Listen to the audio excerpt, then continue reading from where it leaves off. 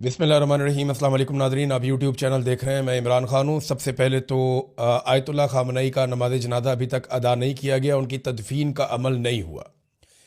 और उसके पीछे वजह यह है कि ईरानी इंटेलिजेंस के पास इस बात की इतला है कि उनके नमाज जनाजा को निशाना बनाया जा सकता है, क्योंकि यहाँ पे कोई उसूल तो रहे नहीं जंग के।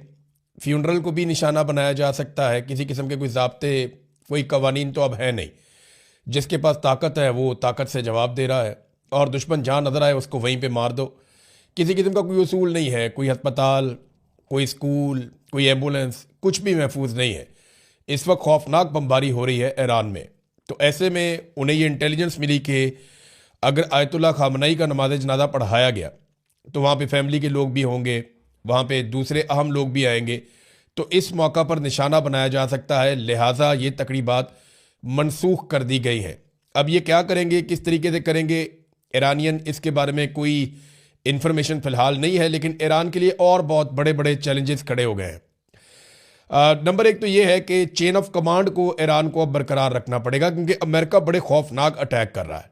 इसकी एक गवाही जो है वो बीबीसी की एक रिपोर्ट भी है। अमेरिका ईरान में हर उस चीज़ को निशाना बना रहा है जो उसे नुकसान पहुंचा सकती हो। अमेरिका की हालिया कार्रवाई के इब्तदाई 24 घंटों में, ये पहले 24 घंटों में ईरान के ऊपर जितने अमेरिका ने बम मारे हैं ना, या जितने हमले किए हैं, इराक के ऊपर जब अमेरिका ने हमला किया था 2004 में, जब सद्दाम वाला एपिसोड हुआ था, तो उस वक्त भी इतने हमले नहीं किए गए थे। ये उससे दुगने हैं। ये नंबर्स के मुताबिक बीबीसी बता रहा है कि जितना अटैक अब किया अमेरिका ने और इसराइल ने, तब अमेरिका ने नेटो के साथ मिलकर इराक के ऊपर भी इतने हमले नहीं किए थे। ईरान जो है वो इराक से काफ़ी बड़ा मुल्क है। तो पहला जो बड़ा चैलेंज ईरान के लिए है वो ये है कि चेन ऑफ कमांड को किसी तरह बरकरार रखना, कि मुल्क जो है वो एक कंट्रोल में लाए, एक सेंट्रलाइज सिस्टम हो जो पूरे मुल्क को कंट्रोल करे। अभी तक उन्होंने हैरत अंगेज तौर पर यह काम करके दिखाया। मिसाल के तौर पे ख़ामनई ने शहादत से पहले बहुत सारे लोगों को यह बता दिया था कि 2-2, 3-3 लोग, 4-4 लोग अपने नीचे मुकर्रर करो कि अगर मैं मारा जाऊंगा तो वो काम करेगा, वो मारा जाएगा तो वो काम करेगा, और वो मारा जाएगा तो वो काम करेगा। तो इस तरह से उन्होंने एक चेन ऑफ कमांड बनाई थी। वो सिस्टम अभी काम कर रहा है, लेकिन ये कब तक काम करेगा, ये ईरान का एक बहुत बड़ा चैलेंज है कि उनका सिस्टम कोलैप्स ना करे, उनकी फौज बिखर ना जाए, उनके लोग जो है वो एक कमांड के नीचे आए और कम से कम एक हिकमत अमली के साथ मिलकर, कोऑर्डिनेशन के साथ ये टाइम गुजारें। ये बड़ा मुश्किल है, बहुत मुश्किल है। ये जो लोग समझते हैं इसको, उनको आइडिया है कि ये ईरान के लिए बहुत बड़ा चैलेंज होगा। दूसरा, जो अंदरूनी गद्दार हैं उनसे उनको निपटना पड़ेगा फौरी तौर पे। बार बार इंफॉर्मेशन लीक होती है, बार बार इसराइल को पता चलता है। अब इसराइल जो है वो कुछ खबरें चला रही है, हमने कैमरे हैक कर लिए, ये कर लिया, वो कर लिया। नहीं, ह्यूमन इंटेलिजेंस सबसे इंपॉर्टेंट जो होती है वो ह्यूमन इंटेलिजेंस होती है। टेक्नोलॉजी भी है, लेकिन ह्यूमन इंटेलिजेंस बहुत इंपॉर्टेंट है, और उसके बगैर मुमकिन नहीं होता। तो जो अंदर गद्दार हैं उनसे भी इनको निपटना पड़ेगा। फिर जो कुर्दों के इलाके हैं, ईरान का जो मगरबी एरिया है, वहाँ पे ईरान को ज़्यादा तवज्जो देनी पड़ेगी, क्योंकि अमेरिका ने वहाँ पे सूरत को भांप लिया है। CNN की एक रिपोर्ट के मुताबिक उसमें दावा किया गया है कि अमेरिका मगरबी साइड से ईरान में दाखिल होने की कोशिश कर सकता है, और इसके लिए वो कुर्दों को सपोर्ट करेगा। वहाँ बड़ी खौफनाक बमबारी भी की है अमेरिका ने और इसराइल ने, और जो ईरानी फ़ौज है उनकी पोस्टों को, उनके ठिकानों को वहाँ पे निशाना बनाया, और उन्हें काफ़ी नुकसान पहुँचाया ईरान का इस जगह पे। और वो कोशिश कर रहे हैं कि यहाँ से कुर्द खड़े हो जाएं, उनको हथियार दिए जाएं, जदीद हथियार कुर्दों को फराहम किए जाएं, और उसके बाद यहाँ से एक शोरिश पैदा की जाए और इधर से घुसने की कोशिश करें। लेकिन ये तुर्की वाली साइड है, याद रखिएगा। यहाँ तुर्की अमेरिका के साथ अगर कोऑपरेट करेगा, यही तो ईरान के जर्नल ने ये कल खबरदार किया था तुर्की को कि आपने दुश्मन का साथ नहीं देना, वरना आज हमारी बारी है तो कल आपकी बारी आ जाएगी। तो ये बारी बारी सबको मारेंगे। अब ये वहाँ से लेकिन दो ही एरियाज हैं जहाँ से दाखिल हुआ जा सकता है, एक पाकिस्तान साइड है और एक तुर्की साइड है। तो अभी देखते हैं इसके ऊपर क्या होता है, हम बाद में बात करेंगे। बहरहाल ये कुर्दों वाला जो एरिया है, यहाँ पे काफ़ी एहतियात करनी पड़ेगी ईरान को। अरब ममालिक को किसी ना किसी तरह ईरान को अंगेज करके रखना पड़ेगा। देखिए, ईरान ने किसी एक भी अरब को अभी तक कत्ल नहीं किया, इतने मिसाइल मारे, इतने ड्रोन मारे, लेकिन उनकी कोशिश है सिर्फ अमेरिकन को नुकसान पहुंचे। वो अपनी इंटेलिजेंस की बुनियाद के ऊपर, और जो रशिया और चाइना उसकी सैटेलाइट में मदद करते हैं उसकी बुनियाद के ऊपर ईरान जो अटैक करता है उसमें वो कोशिश करता है कि अरबों को नुकसान ना हो, अरब के जो शहरी हैं या उनका अपना कोई ज़ाती नुकसान ना हो। वो सिर्फ अमेरिकन जो टारगेट्स हैं वहां पे उनके ऊपर हमले कर रहा है। अरबों को अंगेज करके रखना पड़ेगा। लेकिन अभी कोई ऐसी खबर नहीं आई कि ईरानी सफीर को तलब कर लिया गया, वहां पे बुला के कोई, वो वार्निंग तो जारी कर रहे हैं बार बार अरब ममालिक, हमलों को रोकने के लिए इंटरसेप्टर्स भी इस्तेमाल कर रहे हैं, लेकिन जवाबी हमला ईरान के ऊपर नहीं किया। तो ईरान को ये किसी ना किसी तरह मैनेज करना होगा कि जो खलीजी ममालिक हैं उनके साथ ज़्यादा बिगाड़ पैदा ना हो।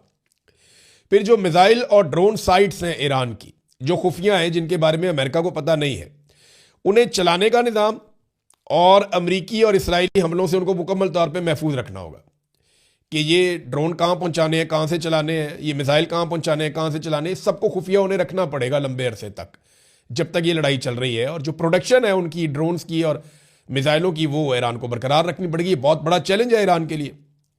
फिर खुराक और हथियारों के जो ज़खायर हैं उनको भी मुस्तहकम रखना पड़ेगा। ये हैं वो बड़े चैलेंजेस जिनका ईरान को सामना है। लंबे अरसे तक ये सारा कुछ करना बहुत मुश्किल है, नामुमकिन जैसी चीज़ों में से है, लेकिन ईरान ने अभी तक करके दिखाया है। अमेरिका ने, मैंने आपको बताया कि बहुत बदतरीन बमबारी की है ईरान के ऊपर, और वो लगातार कर रहे हैं, जगह जगह अपने टारगेट अचीव कर रहे हैं। ऐसा नहीं है कि ईरान को नुकसान नहीं हो रहा। ईरान के बहुत सारे शहरों में, लगभग ईरान के 24-25 सूबे हैं जो मुतासर हो चुके हैं, और बहुत दूर तक अमेरिकन जाके अटैक कर रहे हैं, इसराइली जाके अटैक कर रहे हैं। क्योंकि देखो, जो एयर डिफेंस है वो ईरान के पास नहीं है, और वो कंप्रोमाइज हो चुकी है। वहां पे अमेरिकन और इसराइली तैयारे आते हैं और हमले करते हैं। लेकिन अभी कुछ इंसिडेंट हुए, मैं आपको बताता हूं ईरान ने क्या किया गुज़िश्ता 24-48 घंटों में। ईरानी दावा है कि उन्होंने 20 ड्रोन्स और 3 मिसाइलों को इस्तेमाल किया और बहरीन में अमरीकी अड्डे की मरकजी कमांड की इमारत को और जनरल स्टाफ हेडक्वार्टर को तबाह कर दिया और उसे मुकम्मल तौर पर नाकारा कर दिया। और इसके बाद जनाब वो बता रहे हैं कि 73 मिसाइलों की मदद से और 91 ड्रोन्स की मदद से बहरीन में लगे हुए अमरीकी एयर डिफेंस सिस्टम को ईरान ने तबाह कर दिया। अब ये बहुत बड़े बड़े दावे हैं, ये अमेरिका के बहुत बड़े नुकसान हैं। कुछ इतलात ये भी आ रही हैं कि यूएई में दुनिया का सबसे महंगा एयर डिफेंस सिस्टम है जो अमेरिका का लगा हुआ है, उसे भी हमला करने के बाद नकारा बनाया गया है। इसके हवाले से कुछ सैटेलाइट तस्वीर भी सोशल मीडिया पर शेयर की जा रही है। फिर एक अमरीकी F-35 तैयारा गिरकर तबाह हुआ ईरान में। ये F-35 को दुनिया का जदीद तरीन तैयारा इस वक्त कहा जाता है। दुनिया में इसकी बड़ी डिमांड है, लेकिन ये बहुत महंगा तैयारा है। इसराइली फौज भी इसे इस्तेमाल करती है, अमेरिकन फौज भी इसे इस्तेमाल करती है। ये ईरान के शुमाल में लुआसान में ये गिराया गया है, यहाँ पे पहाड़ियाँ हैं, उनके अंदर ये तैयारा गिरा है और इसको ईरानी एयर डिफेंस सिस्टम ने निशाना बनाया है मुबैना तौर पर। वो चाइना से इन्होंने HQ-9 लिया हुआ है एयर डिफेंस सिस्टम, तो दावा ये किया जा रहा है कि शायद उसके ज़रिए से गिराया गया है। और पायलट जो है उसको अब पहाड़ों में तलाश किया जा रहा है कि इसके जो पायलट है F-35 का वो किधर है जी, उसको ढूंढो। अब देखते हैं कि ये पायलट ईरान के हत्थे लगता है, नहीं लगता, क्या होता है। अमेरिका के 7 रेडार सिस्टम मुकम्मल तौर पर तबाह हुए हैं। इस हवाले से जो खबर है वो मैं आपको उसकी तफसील बता देता हूँ। अमरीकी अखबार न्यूयॉर्क टाइम ने दावा किया है कि ईरान ने मशरिक़ वस्ता में अमरीका के 7 रेडार सिस्टम तबाह कर दिए हैं। इसी अखबार के मुताबिक, न्यूयॉर्क टाइम के मुताबिक, सैटेलाइट तस्वीर से अमरीकी तनसीबात की तबाही की तस्दीक हो गई है। ईरान ने अमरीकी फौज का कम्युनिकेशन सिस्टम तबाह करने की कोशिश की है। कतर, बहरीन, कुवैत, सऊदी अरब और मुत्तहिदा अरब अमारात में अमरीकी तनसीबात को निशाना बनाया गया है। अखबार के मुताबिक सेंटकॉम के तर्जुमान ने इस सवाल से बात करने से इनकार किया है, गुरेज किया है। तहम बहरीन में अमेरिका का सबसे बड़ा रेडार सिस्टम तबाह हो गया है, यहां पे भी तस्दीक हो रही है। बहरीन में अमेरिकी रेडार सिस्टम नेवल ऑपरेशन की निगरानी करता था। ये बहुत बड़ी तबाही है जो हो रही है अमेरिका की।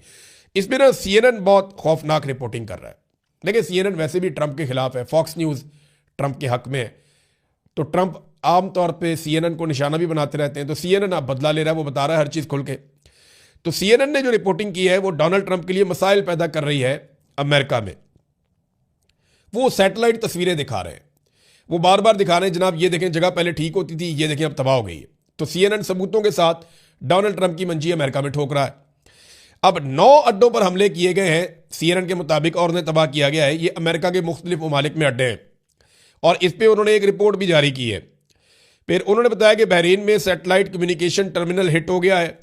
इसकी उन्होंने वीडियोज भी दिखाई कि जनाब ये अमेरिकी हेलीकॉप्टर भी तबाह हो गए वहाँ पे एक जगह पे, इसी एक अड्डे के अंदर, और कम से कम 5 सैटेलाइट कम्युनिकेशन टर्मिनल अमेरिका के तबाह हो गए हैं। इसमें ना मैं आपको एक ऑडियो सुनाता हूँ CNN की, ये जो डॉक्यूमेंट्री उन्होंने बनाई है ये बड़ी इंटरेस्टिंग है। आप ये सुनेंगे, ये चंद सेकंड में आपको पता चलेगा कि एक्चुअली उनके साथ हुआ क्या है। ये सुनिए नाज़रीन। At least 9 U.S. military positions have been hit in less than 48 hours. These are relatively close targets. They're much nearer to Iran than its usual target, Israel. वो कह रहे हैं जी 9 साइट्स को निशाना बना दिया है और 48 घंटों के अंदर ईरान ने, और इसराइल के ऊपर ईरान अलग से अटैक्स कर रहा है। अब अमेरिका के अंदर क्या हो रहा है, अमेरिका के अंदर ब्रीफिंग दी गई है अमेरिका के कांग्रेसमैन को, सेनेटर्स को, वो सर पकड़ के बैठ गए हैं कि ब्रीफिंग के अंदर उनको कुछ समझ ही नहीं आई। ब्रीफिंग से निकलने वाले लोगों ने क्या कहा, ज़रा ये सुनिए। सबसे पहले ये वुमेन कांग्रेसमैन है मिलानी, ये कहती हैं जी कि मैं अभी एक जंग से मुतालिक ब्रीफिंग से निकली हूँ। ट्रंप इंतज़ामिया से मेरा सवाल था क्या उन्होंने कभी अमरीकी आइन को पढ़ा है। ट्रंप हुकूमत ये तक वादे नहीं कर सकी कि वो ईरान के साथ जंग में क्यों है, जंग के बाद का मंसूबा क्या है या इसकी कानूनी बुनियाद क्या है। उन्हें बिल्कुल कोई अंदाज़ा नहीं कि क्या हो रहा है। ये तो जनाब एक सेनेटर ने कहा। एक और खातून सेनेटर हैं एलिजाबेथ वारन, उन्होंने कहा कि मैं अभी अभी ईरान के हवाले से एक अहम मीटिंग से आ रही हूं। अमरीकी बाशिंदे ठीक परेशान हो रहे हैं। ट्रंप को कुछ समझ नहीं आ रही कि उसने इस गैर कानूनी जंग में बिला वजह अमरीका को क्यों धकेल दिया है और अब इस अजाब को ख़त्म कैसे करेगा। ये जनाब एक और सेनेटर का स्टेटमेंट है। सेनेटर क्रिस मर्फी, उनका भी स्टेटमेंट है। उन्होंने कहा मुझे जो ब्रीफिंग दी गई है इसमें बताया गया कि ईरान के ड्रोन का हमारे पास कोई हल नहीं है। इसका मतलब यह है कि इस जंग में मजीद अमेरिकन अपनी जानें देंगे। हम इस गैर आईनी और गैर कानूनी जंग पर सेनेट में बहस करके हमें वोटिंग करवानी चाहिए। ये तो डोनाल्ड ट्रंप के लिए बड़ा मसला बन जाएगा अगर वहां पे वोटिंग हो जाती है तो। चक स्कमर, ये एक और जनाब अकलियती रहनुमा है सेनेट के अंदर, एक और सेनेटर हैं। अब ये कहते हैं मैं इंटेलिजेंस ब्रीफिंग से पहले की निस्बत अब ज्यादा तशवीश के साथ बाहर निकला हूं। मैं मुतमईन नहीं हुआ।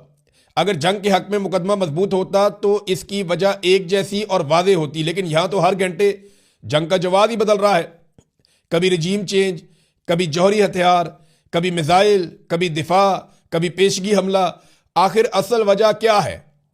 जब जवाब बार बार तब्दील हो तो इसका मतलब है कि कोई वाज़ेह हिकमत अमली मौजूद नहीं है। यहां कोई हिकमत अमली नजर नहीं आ रही है। जनाब ये सूरत हाल है अमेरिका के अंदर और लगातार तनकीद हो रही है। तो नाजरीन ये सूरत हाल है अमेरिका के अंदर। अमेरिकन अपने सेनेटर्स को और कांग्रेसमैन को मुतमईन नहीं कर पा रहे। अमेरिकन हुकूमत के पास कोई जवाब नहीं है, कोई आईनी और कानूनी जवाब नहीं है। लेकिन डोनाल्ड ट्रंप के साथ हुआ क्या? मादुरो को उठाने के बाद डोनाल्ड ट्रंप का कॉन्फिडेंस बहुत बढ़ गया कि हम किसी मुल्क में जाएंगे वहां की क़यादत को भी उठा लेंगे। डोनाल्ड ट्रंप का एतमाद बढ़ता जा रहा था। शहबाज शरीफ जैसे लोग उनकी पॉलिश कर रहे थे और उसकी वजह से डोनाल्ड ट्रंप को लगा कि वो जो कर सकते हैं वो कोई नहीं कर सकता और वो बहुत ताकतवर हैं। इसके बाद जिस तरह उन्होंने बोर्ड ऑफ पीस बनाया उससे उनका कॉन्फिडेंस और बढ़ गया। तो नेतन्याहू ने चढ़ा के डोनाल्ड ट्रंप को ईरान से लड़वा दिया और अब डोनाल्ड ट्रंप एक ऐसी लड़ाई में फंस गया जिसकी वजह से मिडिल ईस्ट में अमेरिका के तकरीबन तमाम अड्डे मुतासर हो गए और अमेरिकन का वहां रहना मुश्किल हो गया और पूरी की पूरी दुनिया स्टक हो गई। और इसका कोई जवाब डोनाल्ड ट्रंप के पास इस वक्त नहीं है। जहां ईरान के लिए बहुत बड़े बड़े चैलेंजेस हैं वहां डोनाल्ड ट्रंप भी बहुत बुरी तरह फंस गया है और अब बचने का रास्ता सिर्फ एक ही है कि आपको पीछे हटना पड़ेगा या कामयाबी साबित करनी पड़ेगी, और कोई रास्ता नहीं है। नाजरीन आबनाए हरमज अभी तक बंद है। सिर्फ वहां से चीन का तेल जा रहा है और किसी का नहीं जा रहा। और चीन का तेल इसलिए जा रहा है कि चाइना सबसे बड़ा खरीदार है ईरान के तेल का भी। ईरान अपना 90% तेल लगभग चाइना को बेचता है और चाइना $400 अरब की इन्वेस्टमेंट ईरान के अंदर करने का इरादा भी रखता है। अमेरिका के अरबों डॉलर खलीज के अंदर डूब रहे हैं जबकि खलीजी ममालिक का भी बहुत पैसा ज़ाया हो रहा है। इस वक्त तक की इतला के मुताबिक जो खलीजी ममालिक के इंटरसेप्टर्स हैं वो ख़त्म हो रहे हैं और एक रिपोर्ट आई है द इकोनॉमिस्ट की। वो रिपोर्ट ये बता रही है कि खलीजी ममालिक जिस तेज़ी से इंटरसेप्टर्स को इस्तेमाल कर रहे हैं इतनी तेज़ी से अमेरिका बना भी नहीं सकता। वो एक एक दिन में इतने मिसाइल दाग रहे हैं खलीजी ममालिक सिर्फ हमलों को रोकने के लिए जितने मिसाइल अमेरिका एक महीने में नहीं बना सकता। तो ये इस्तेमाल जो है ये किल्लत पैदा कर देगा इंटरसेप्टर्स की और उसके बाद ये मौजूद नहीं होंगे। जब ये ख़त्म हो जाएंगे तो फिर ईरान के पास ज्यादा फ्री हैंड होगा। और ईरान ये कह रहा है कि उसने अपने बेहतरीन हथियार को इसलिए बचा कर रखा है कि जब इंटरसेप्टर्स खत्म हो जाएंगे तब वो इन हथियारों का इस्तेमाल करेगा। अब नाज़रीन थोड़ा सा आपको बताते हैं कि यूरोप क्या कर रहा है। यूरोप में ना कम से कम 3 अभी तक खड़े हो गए हैं डोनाल्ड ट्रंप के खिलाफ। सबसे पहले स्पेन के वज़ीर आज़म खड़े हुए, उन्होंने स्टेटमेंट दिया उन्होंने कि जंग ही गलत है, ये गैर कानूनी गैर आईनी जंग है। और नेतन्याहू के खिलाफ उन्होंने स्टेटमेंट भी दिया, उन्होंने कहा नेतन्याहू जो है ये कातिल है गजा के बच्चों का और ये जंगी मुजरिम है और हम ऐसी चीज़ का हिस्सा नहीं बन सकते। और उन्होंने अपने अड्डे देने से भी इनकार कर दिया। डोनाल्ड ट्रंप ने बाद में धमकी दी, जनाब हम जब चाहेंगे इस्तेमाल कर लेंगे, हमें कोई नहीं रोक सकता। और तजारती पाबंदियां भी लगा दी स्पेन के ऊपर। तो स्पेन के वज़ीर आज़म ने दोबारा जवाब दिया, उन्होंने कहा हम अपना मामला देख लेंगे, यूरोपीय यूनियन के साथ अमेरिका अपने मुआहदों की पासदारी करे। तो स्पेन तो डट के खड़ा हो गया मजबूती के साथ। दूसरी तरफ जो फ्रांसीसी सदर मैक्रोन है, उन्होंने भी इस लड़ाई की मुखालफत कर दी है। वो भी सामने आकर खड़े हो गए हैं कि जनाब ये लड़ाई ठीक नहीं हो रही और इस लड़ाई को कोई जवाब फराम नहीं किया जा सकता। इसके अलावा सर्बिया के सदर ने भी कहा है कि ये जो इकदाम किए गए हैं इनसे दुनिया जहन्नुम बन जाएगी अगर होश के नाखून ना लिए गए तो ये कम से कम 3 लोग खड़े हो गए हैं और आहिस्ता आहिस्ता ऐसा लगता है कि यूरोप अमेरिका के इस एडवेंचर के खिलाफ खड़ा हो जाएगा। और नेतन्याहू ने अमेरिका को फंसा दिया एक दलदल के अंदर। अमेरिका में बेशुमार लोग अब ये बात कर रहे हैं, अवाम ये बात कर रही है, सियासतदान ये बात कर रहे हैं, उनका मीडिया ये बात कर रहा है, उनके एक्टिविस्ट ये बात कर रहे हैं कि अमेरिका को नेतन्याहू ने कंट्रोल किया और फंसा दिया और डोनाल्ड ट्रंप एक ऐसे जाल में फंस गए हैं जहां पे अब कोई जवाब नहीं है। नाज़रीन जरा पाकिस्तान की सूरत हाल आपके साथ शेयर कर लेते हैं। पाकिस्तान में गैस और पेट्रोल के ज़खायर जो है वो बड़े महदूद होते हैं, ये बात आप ज़हन में रखिएगा। हमारे पास कोई बहुत बड़ा स्टोरेज का जरिया नहीं है, हमारे पास कोई इतने बड़े बड़े टैंकर्स नहीं है कि हम 2-2 महीने 4-4 महीने के अपने ज़खायर जमा कर लें। देखिए चीन के पास ये कैपेसिटी है, वो 1 साल के भी ज़खायर पेट्रोलियम के जमा कर सकता है और पूरा मुल्क उसका चल सकता है। लेकिन पाकिस्तान के पास ये कैपेसिटी नहीं है। तो पाकिस्तान चंद दिन का ज़खीरा होता है पाकिस्तान के पास। तो अब ऑयल और गैस यानी तेल और गैस के मसाइल पाकिस्तान में पैदा हो रहे हैं। हालांकि जो पाकिस्तान के फाइनेंस मिनिस्टर हैं उन्होंने कोशिश की अवाम को यकीन दिलाने की कि नहीं सब ठीक हो जाएगा, लेकिन एक तज़ब्ज़ुब पैदा हो गया, बेचैनी है लोगों में, क्योंकि आबनाए हरमत बंद है और पाकिस्तान का इन्हिसार खलीजी ममालिक के ऊपर होता है अपनी एनर्जी की ज़रूरियात पूरी करने के लिए। तो इसकी वजह से अब इक़दामात लेने पड़ेंगे। और एक चीज़ और है, पाकिस्तान तहरीक इंसाफ ने उस कौमी सलामती की मीटिंग के अंदर हुकूमत के साथ बैठने से इनकार कर दिया जो हुकूमत ने बुलाई थी। यानी उसके अंदर हुकूमत ने कहा जी हम कोशिशें कर रहे हैं, कुछ ईरान के बारे में बताया, कुछ अफगानिस्तान के बारे में बताया, लेकिन पाकिस्तान तहरीक इंसाफ उसमें गई नहीं। तहरीक इंसाफ उसमें क्यों नहीं गई उसका मौक़िफ़ आपको मैं बता देता हूँ। तहरीक इंसाफ ने कहा कि हमारा वाज़ेह मौक़िफ़ है, ब्रीफिंग पार्लियामेंट के अंदर होनी चाहिए, ये वज़ीर आज़म हाउस के अंदर बुला के आप सेलेक्टिव ब्रीफिंग ना करें। फजलुर रहमान जाके बैठ के, देखिए फजलुर रहमान के बारे में मैंने आपको 1000 मरतबा कहा है कि फजलुर रहमान गवर्नमेंट है, अपोजिशन नहीं है। फजलुर रहमान गवर्नमेंट है, अपोजिशन नहीं है, हर चीज़ के लिए बराबर के जिम्मेदार हैं। उनको सिर्फ अपोजिशन में रखा गया है दिखावे के लिए। देखिए ना, यही फजलुर रहमान साहब यहूदी एजेंट और ये और वो फलाने कार्ड लेके मैदान में हर वक्त मैदान अमल में निकलेंगे, ये करेंगे वो करेंगे। अब वो फजलुर रहमान आपको दिखता ही नहीं है कहीं पे। ये जाके बोर्ड ऑफ पीस में बैठ गए, ये वहाँ पे गजा में फौज भेजने की बातें कर रहे हैं, ट्रंप को नोबेल नाम दे रहे हैं, बात ही नहीं करते। नाज़रीन अब वो पीटीआई ये कहती है कि ये पार्लियामेंट के अंदर होनी चाहिए थी। अब पाक फौज हमारी भी है, मुल्क हमारा है, हर मामले पर हम रियासत के साथ खड़े हैं, मगर हमारे लीडर से मुलाकात तक नहीं करवाई जा रही। ये तो उनका हक है। अगर आपने एक पॉलिसी के अंदर शामिल करना है एक पॉलिटिकल पार्टी को, तो कम से कम आप इमरान खान साहब से मुलाकात करें ताकि उनका मौक़िफ़ बाहर आकर पाकिस्तान तहरीक इंसाफ के लोग बता सकें और उनके मौक़िफ़ के मुताबिक आगे बढ़ें। लीडर जो है वो, फिर उन्होंने कहा जी अब हमारी मुलाकात करवाई नहीं जा रही और आप फोटो सेशन की तवक्को करते हैं हमसे। 3 करोड़ वोट देने वाली जमात को नज़रअंदाज नहीं किया जा सकता। कौमी सलामती पर कोई समझौता नहीं, मगर सिर्फ हाँ में हाँ मिलाने के लिए साथ नहीं बैठेंगे, ये जनाब स्टेटमेंट दिया पाकिस्तान तहरीक इंसाफ ने। अब तक के लिए इतना ही, अपना ख्याल रखिएगा, अपने चैनल का भी। अल्लाह हाफ़िज़।